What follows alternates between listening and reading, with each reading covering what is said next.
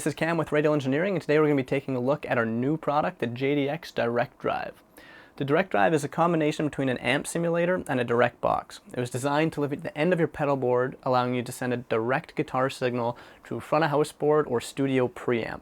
The main concept of this product is to allow you to perform live without an amplifier, to record silently. Should your amp blow up on you on stage, you've got an amp in a box solution. It's also great for fly gigs. As many of you know, you got to keep your gear down to a minimum. You take your pedal board, throw this at the end of it.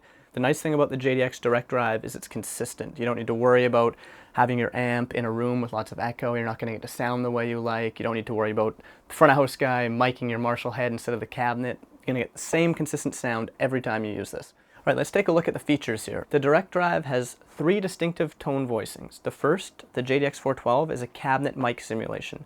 It's our signature JDX tone, which replicates a Marshall 412 cabinet loaded with Celestion speakers and a Shure SM57 in front of it. It's my personal favorite for bright guitars like a Strat. The next 2 are slightly different. The stack and combo are a combination of an amplifier and a speaker, whereas the JDX is the cabinet and a microphone.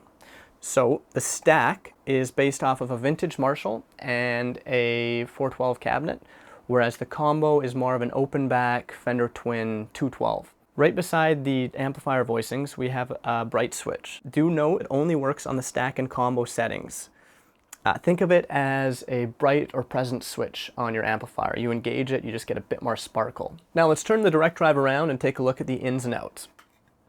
So the Direct-Drive is powered by 9 volts. Any standard isolated 9-volt power brick will do the trick just fine.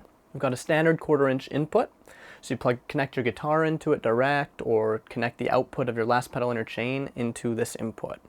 Right below it we have a throughput. This is to be sent to an amplifier on stage. It bypasses all simulation. So if you take this to an amp, it'd be as if you're plugging your guitar or your pedals directly into the amp.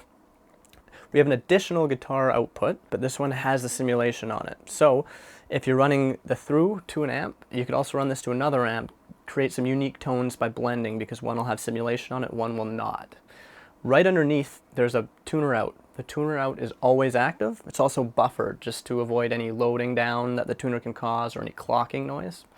And lastly, we have an Xlr Out, the balanced Xlr Out. This is to take directly to a front of house board, or you can take it to a studio preamp, whichever you choose. Now, because we have independent power sources typically, say the front of house board's 50 feet away, you're on stage with your pedals, you're going to be drawing power from two different sources.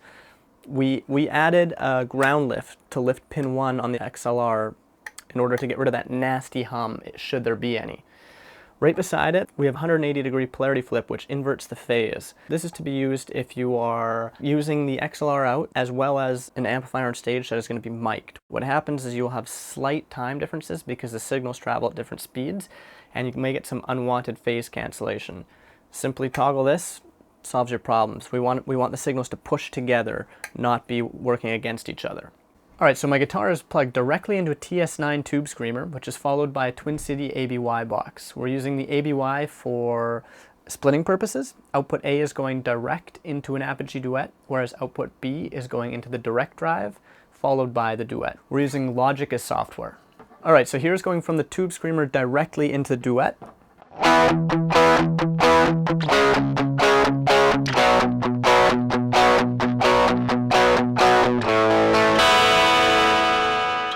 And here is going through the Direct-Drive into the Duet. I'm on combo with the bright switch off.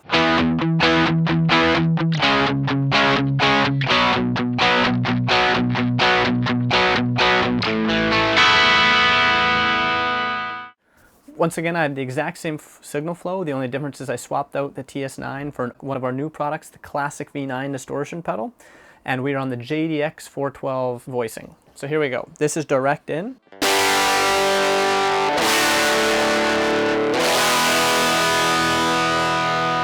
Now with the Direct-Drive.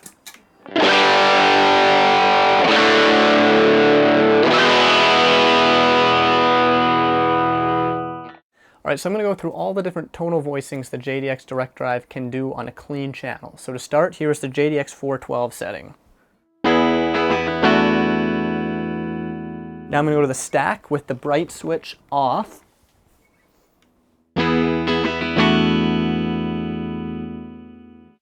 stack bright switch on.